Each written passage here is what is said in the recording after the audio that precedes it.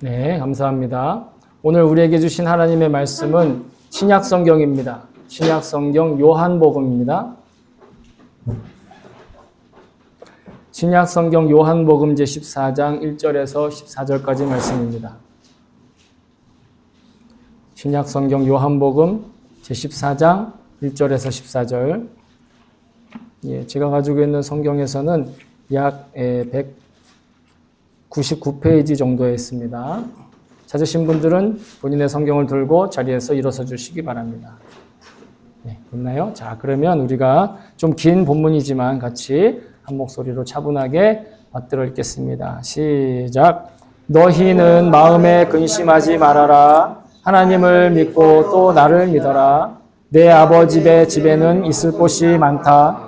그렇지 않다면 내가 너희가 있을 곳을 마련하러 간다고 너희에게 말했겠느냐? 나는 너희가 있을 곳을 마련하러 간다.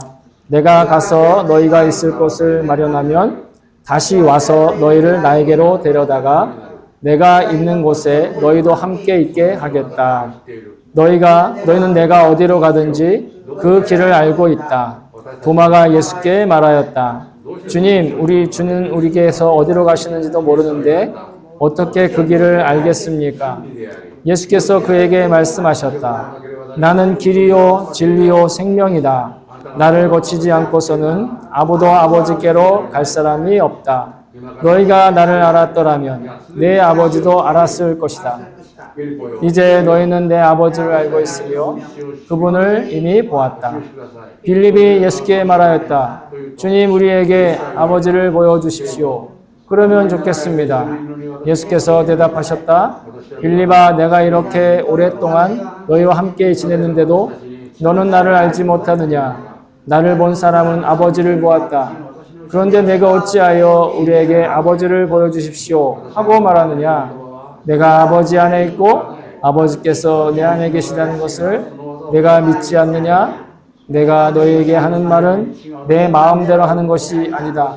아버지께서 내 안에 계시면서 자기의 일을 하신다.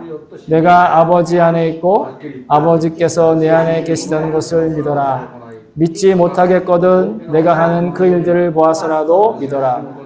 내가 진정으로 너에게 말한다. 나를 믿는 사람은 내가 하는 일을 그도 할 것이요 그보다 더 큰 일도 할 것이다.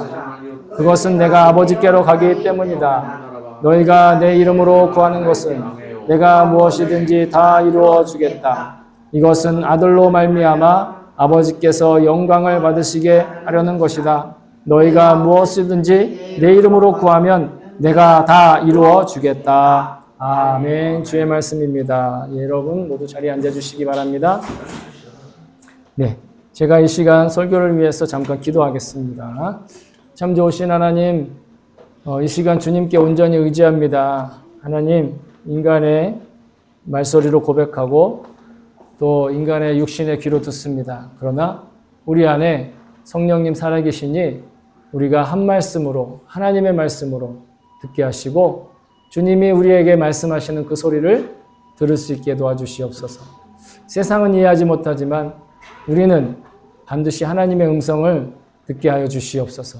감사드리며 예수님의 이름으로 기도합니다. 아멘. 아멘. 할렐루야. 아멘. 네, 계속해서 절기에 맞춰서 주신 말씀으로 은혜를 나눕니다. 우리가 지난 주일에는 이 세상의 부조리와 불의와 부정 가운데서도 우리 안에 하나님이, 성령님이 임재하고 계시고 그리고 내가 어딜 가든 동행하고 계시기에 그 은혜와 사랑은 변함이 없다 하는 말씀을 나누었습니다.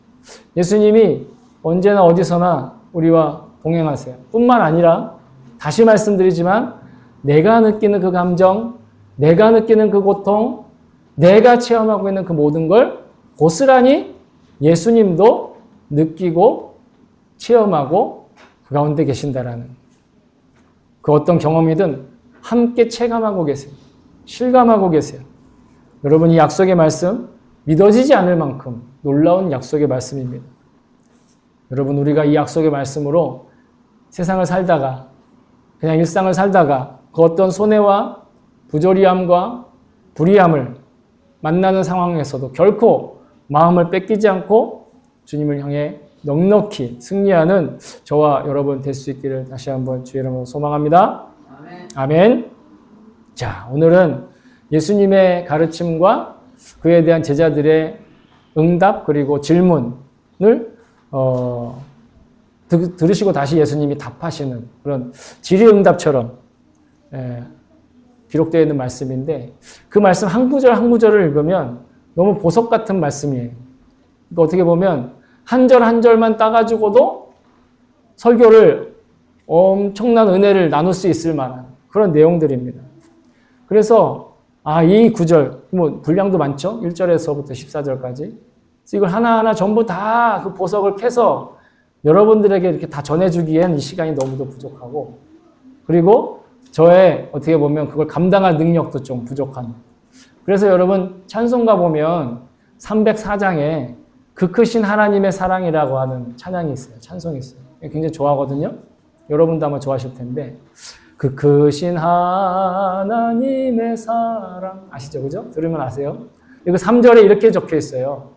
하늘을 두루마리 삼고 바다를 먹물 삼아도 한없는 하나님의 사랑 다 기록할 수 없겠네. 하나님의 사랑이 너무 크고 내가 하나님의 사랑 안에 살고 있다는 게 실감나고 경험되면 진짜 하늘을 갖다가 그 종이를 삼고 바다에 있는 걸 잉크로 삼아도 그게 다 쓰여지지 않을 정도라는 거죠. 제가 설교를 준비할 때 마음이 그랬어요. 이 말씀들을 하나하나를 다 어떻게 전하나 하나하나를 다 감당할 수 있겠나. 그래서 어떤 한 구절을 묵상하면 그 다음에 또 읽으면 또 다른 구절이 막 마음에 감동이 막 밀려. 한글로 읽다가 또 일본어로 읽으면 일본어로 읽을 때 감동과 또 새로운 번역으로 읽을 때 감동이 다 다른 거예요. 요즘엔 또 AI 돌려가지고 막 검색도 하잖아요.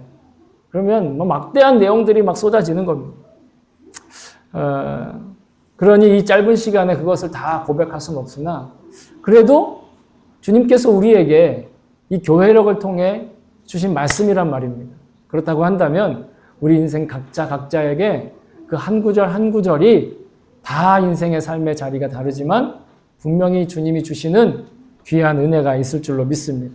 그래서 여러분 이번 주간에 이 본문의 말씀들을 여러분 한번 댁에 돌아가셔서 반복해서 몇 번 읽어보시고 그 중에 감동이 되는 구절들은 메모를 하든지 아니면 휴대폰으로 찍든지 그리고 아니면 뭐 아예 암송을 하든지 계속해서 주님이 주시는 감동을 한번 구해보시기 바랍니다. 그렇게 하면서 같이 은혜를 또 기록에 남겨놓고 그래서 기록에 남긴 은혜가 여러분 진짜 은혜입니다. 기억에 남는 건 사라져요. 만약에 우리가 기억 상실이나 아니면 치매에 걸렸다고 생각해 보세요. 기억에만 남겨 있으면 다 사라지는 거예요. 근데 기록에 남겨 있으면 그러면 영원히 남는 거예요. 돌에 새기세요, 돌에. 네? 그래서 어렸을 때 전 돌머리다 그러면 그런 말도 있어요. 야, 돌에 새기면 영원하다. 이렇게. 절대 안 잊어버립니다. 그러니까 농담이고요. 어쨌든.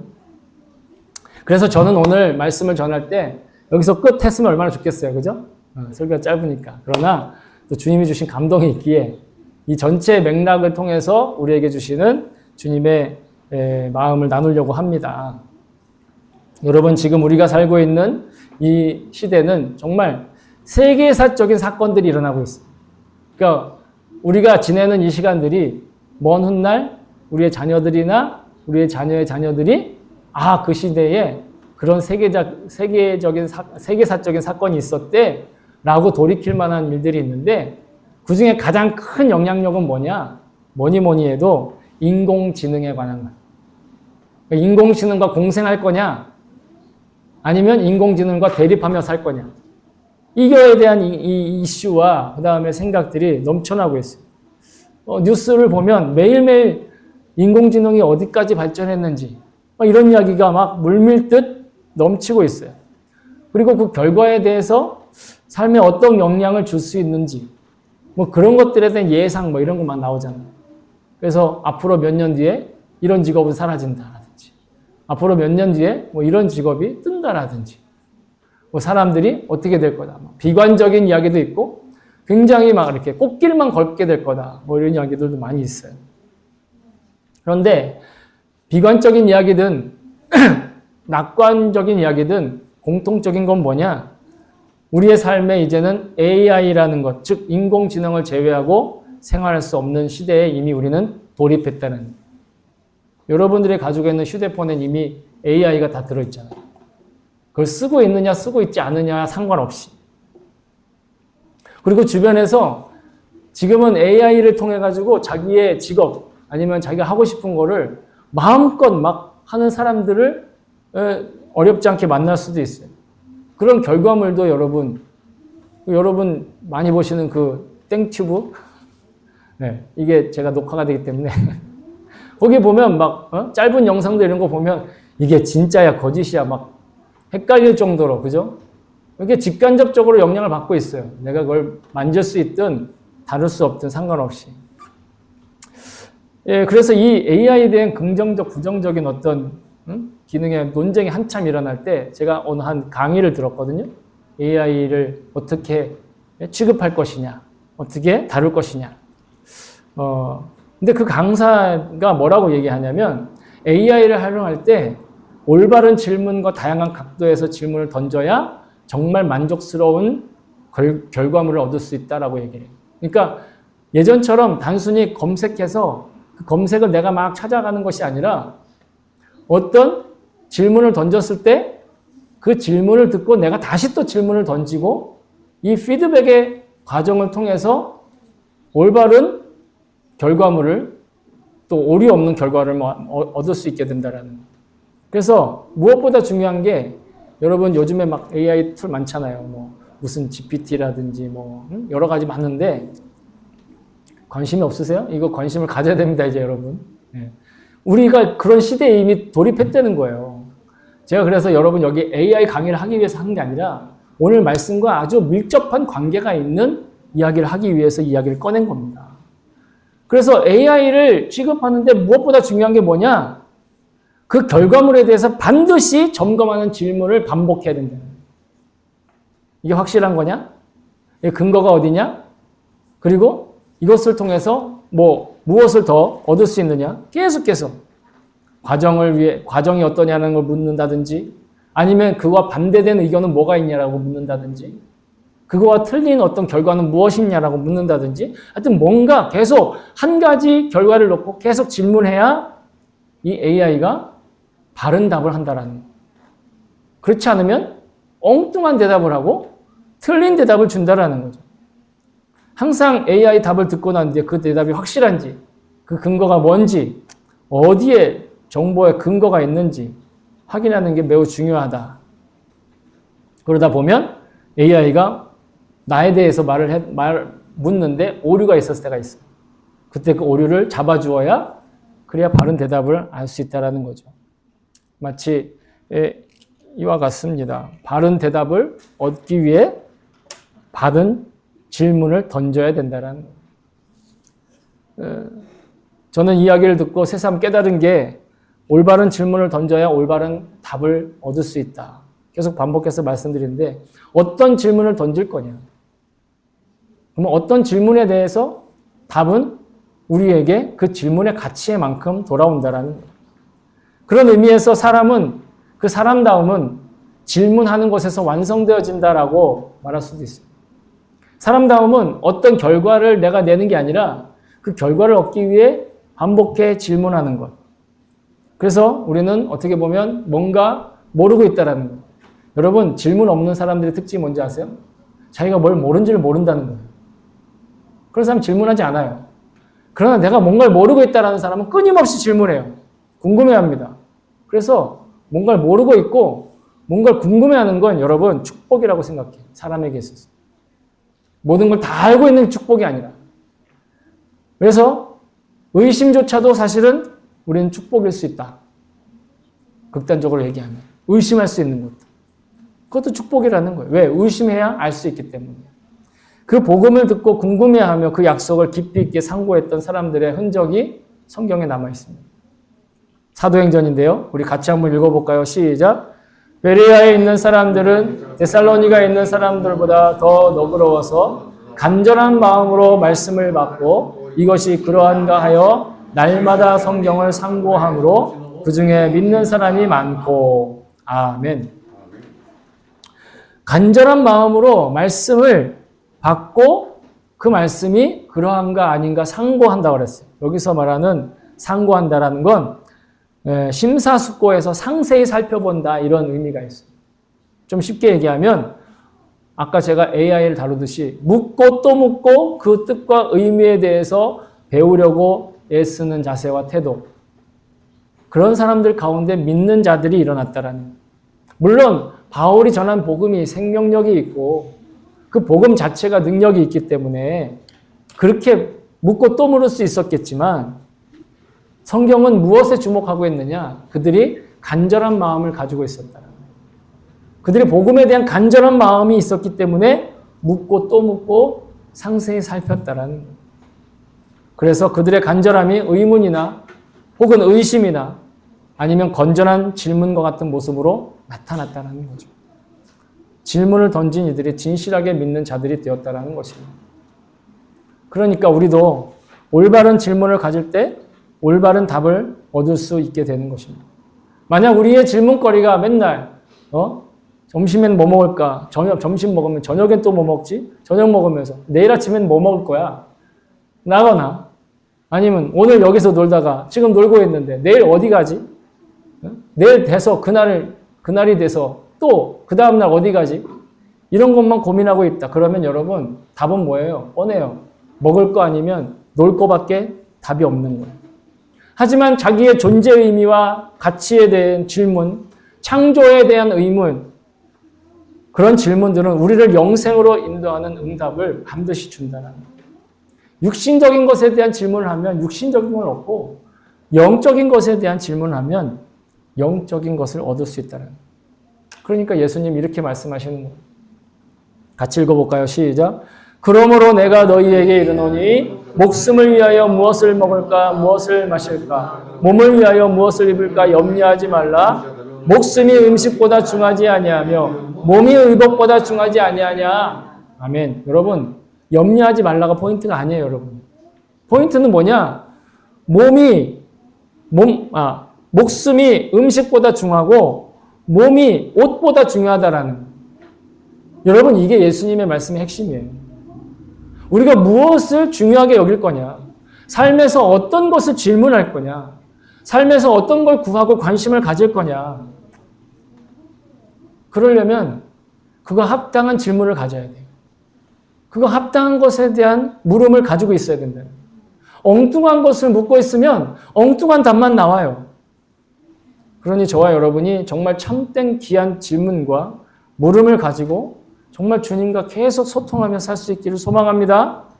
아멘. 그런데 그렇게 올바른 질문과 의문을 가질 때 반드시 예수님이 우리에게 응답하신다는 오늘 빌립과 도마의 질문과 그리고 그들의 구하는 것을 보십시오. 어떻게 보면 좀 생뚱맞아요. 어떻게 보면 좀 왜 이런 질문을 하지? 그러나 그런 질문과 또 그런 예수님께 대한 요구가 그거에 대한 예수님의 답변들이 지금 우리를 영생의 삶으로 인도하고 계시는 것을 믿습니다. 그렇다고 제가 그러니까 기도 많이 해야 됩니다. 네? 그리고 기복적인 기도는 하지 마세요. 뭐 이런 얘기를 하는 게 절대로 아닙니다. 그건 오해입니다. 여러분 우리는 때때로 자기의 육신의 필요에 따라서 기도해야 될 때도 있어요. 그죠? 수준이 낮은 상태에 질문을 던져야 될 때도 있어요. 심지어 어떤 상태에서는 이게 이 질문이 옳으냐 그르냐에 대해서는 논쟁의 여지가 있을 수 있지만 주님 오늘 저녁 메뉴를 짜장면으로 할까요? 짬뽕으로 할까요? 이 질문 자체는 논쟁의 여지가 있을 수 있긴 하지만 내가 정말 간절한 마음으로 고민이 되어서 주님께 그런 질문을 드렸다면 반드시 주님은 나에게 가장 건전한 대답을 주신다. 저는 그걸 믿습니다. 왠지 아세요? 자, 자기의 생존을 위해서 우물가에 나왔던 여인이 예수님을 만났어요. 그 얘기 다 아시죠? 요한복음에. 수가성의 우물가에 나온 여인. 그 여인이 예수님한테 뭐라고 처음에 얘기했는지 아세요? 이렇게 얘기했어요. 같이 한번 읽어볼까요? 시작. 사마리아 여자가 이르되 당신은 유대인으로서 어찌하여 사마리아 여자인 나에게 물을 달라 하나이까 하니, 이게 어떤 뉘앙스냐면, 아니죠, 유대인 남자가 나한테 물을 달라고요? 예? 흥치풍 하는 거예요. 맞나요? 아니, 틀렸나요? 하여튼 뭐, 예. 흥치풍? 맞나? 어쨌든 간에 굉장히 그냥 냉소적으로, 예? 그 유대인 남자를 무시하듯이, 예수님을 무시하듯이 그렇게 대답을 한 거예요. 너무 까칠하게 질문을 던졌다라는 거예요. 그러나 그 이후 예수님께서는 그녀의 질문을 가볍게 여기지 않고 친절하게 대답하며 그녀와 함께 질문과 대답을 반복하면서 대화를 이어가십니다. 그랬더니 그녀는 마침내 이런 질문을 하게 됩니다. 여러분, 그녀가 했던 그녀의 질문을 다시 한번 읽어보겠습니다. 시작. 여자가 이르되 주여 내가 보니 선지자소로이다. 우리 조상들은 이 산에서 예배하였는데 당신들의 말은 예배할 곳이 예루살렘에 있다 하더이다. 아멘. 여러분, 우물가에 와서 자기한테 왜 물을 달라고 따지던 여자가 예수님과의 대화를 통해서 예배에 관한 질문을 던지고 있다는 거예요. 자기의 생존을 위해서 아득바득 이를 갈면서 살던 여자가, 네? 그런 사람이 예수님과 대화를 하면서 영적인 대화로 이 질문의 지평이 확장되었다라는 거예요. 우리도 마찬가지예요. 처음에는 육신적인 것, 그런 기도 제목, 그런 의문들, 또 유치한 의심들, 그런 것들로 주님과 동행을 시작했을지 모릅니다. 아니, 내가 동행하지 않았지만 주님이 찾아와 주셨죠. 하지만 주님은 우리가 마침내 영생과 거룩함에 대한 의문을 품도록 인도해 가고 계시는 것을 저는 믿습니다. 예수님께서는 우리가 어떤 질문을 던지고 어떤 의문을 품고 의심하고 있어도 모두 대답해 주시고 응답해 주시는 분이라는, 심지어 의심하는 것까지도 다 알고 계세요. 그 과정을 통해 예수님께서는 우리를 영생과 천국에 이르는 길로 함께 인도하고 계시는 것을 믿습니다. 여러분, 자기의 상황과 또 생각의 지평에 따라 어떤 질문과 의문과 의심도 좋습니다. 중요한 건 모두 다 가지고 나와 그분께 온전히 드리고 그에 대한 정답을 주님이 주실 때 받는 자세가 중요하다라는 거예요. 종종 쇼츠나 이런 거 보면 동물들 귀여운 거 막 이렇게 튀어나올 때가 있어요. 왜 그런지 모르겠지만 하여튼 저한테도 막 튀어나와요. 그러면서 뭐 새끼 고양이들 보면 되게 귀엽죠. 호기심 많고. 예? 동물 중에 호기심 많은 동물들이 참 많은데 고양이가 막 그런 것 같아요. 뭐 침팬지도 그렇습니다. 예. 뭐 오랑우탄도 호기심이 많이 있어요. 근데 동물들에게는 그 호기심은 있을지 몰라도 그 호기심 이상의 것은 없어요. 그게 뭐냐? 인간에게도 호기심이 있죠. 근데 인간에게는 호기심과 함께 뭐가 있냐? 질문이 있어요. 호기심만 있는 게 아니라 질문을 던질 줄 안다는 인간의 특징이에요. 즉 동물과 다른 인간의 모습이죠. 오로지 사람에게만 질문다운 질문이 생겨날 수 있다는. 하다못해 AI조차도 바른 질문에만 바른 대답을 해주는 시대에 우리가 살고 있는데, 우리가 주님께 온당한 질문을 드리고 풍성한 대답을 들을 수 있는 그런 인생을 살 수 있기를 정말 소망합니다. 아까도 말씀드렸다시피 오늘 빌립과 도마도 어떻게 보면 매우 생뚱맞은 질문을 하고 이상한 것들을 요구하고 있었어요. 하지만 예수님께서는 보석보다 더 찬란하고 값진 그 대답으로 그들을 가르쳐 주시고 깨워주시고 어루만져 주시고 응답해 주셨습니다. 그리고 그 말씀은 오늘 기록으로 남아서 이렇게 우리에게도 진리의 답을, 영생에 이르는 길을 가르쳐주고 계십니다. 저와 여러분이 이 답을 마음에 품고 주님과 동행할 수 있기를 정말 소망합니다. 그리고 삶의 그 어떤 질문과 의문과 심지어 의심이 있을지라도 주님께 드리며 하늘 영광의 빛을 비추는 그 길을 걸어갈 수 있기를 또한 소망합니다. 사랑하는 성도 여러분, 지금 나의 생활이 순조로우냐 혹은 걸림돌이 많으냐 가지고는 나의 삶의 가치를 헤아릴 수 없습니다. 지금 내가 누구와 동행하며 누구에게 질문을 묻고 살고 있느냐가 스스로의 가치를 결정해 가는 것이라고 저는 믿습니다. 물론 어릴 때는 어린 시절에 맞는 유치한 질문이 있고 어른이 되어서는 그 시절에 맞는 심각한 고민의 질문들이 있습니다. 하지만 무엇보다 가장 중요한 건 우리가 누구에게 질문하느냐 하는 것이겠죠. 아무리 박학다식한 사람에게 구하고 인공지능에게 물어볼 수도 있겠지만 주님만이 대답해 주실 수 있는 질문이 우리를 진정 나답고 사람답고 아름답고 복된 길로 인도하는 것을 믿습니다. 우리 각자에게 주시는 그 영적인 과제들 그리고 물음들을 자세하게 답변해 주시고 그 기도에 응답해 주시는 그 기도를 이루어 주시는 예수님과 행복한 동행의 축복을 정말 차고도 넘치게 풍족하게 누리는 저와 여러분 될 수 있기를 다시 한번 주님의 이름으로 축복합니다. 아멘.